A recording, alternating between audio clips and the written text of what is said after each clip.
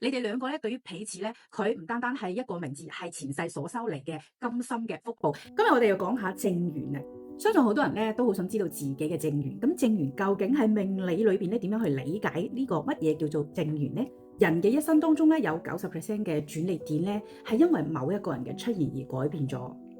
正緣咧佢唔一定會陪你咧行到最後，但係佢一定咧會給你一個向上嘅能量。預知前世因，今生受這事啊！正緣咧就係上一世收嚟嘅福報，今世咧就專係為咗到你嘅成長而嚟嘅一場饋贈，打破你嘅上限，拱住你上進，喚醒你嘅感官，激化你嘅潛能，甚至乎咧話完善你嘅人格嘅。咁你哋知道愛係世界上最快速、最直接讓人回到呢個生命最好狀態嘅一種催化劑啊！咁如果佢讓你上進、愛分享、愛表達各方面嘅效率咧都喺度提高緊嘅話咧，你一定要注意啦！呢一個人咧係專係嚟引導你嘅。好多人唔知點樣去經營自己嘅正緣啊，成日咧會去索取啊、去要求啊一啲對等付出啊，進入呢個誤區執念裏邊。但係你要知道咧，上天咧就係喺你心無旁騖嘅時候咧，用你身上睇似一啲最冇用嘅嗰啲愛咧，係換取一啲令你一世都難以復現嘅嗰種成長嘅契機啊！呢種發自本能嘅呢種純粹嘅能量咧，係再多嘅物質同埋時間咧都冇辦法換得翻嚟嘅。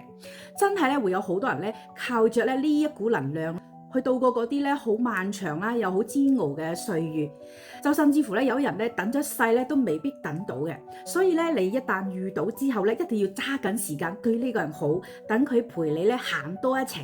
佢對你好咧，你就係對自己好喎。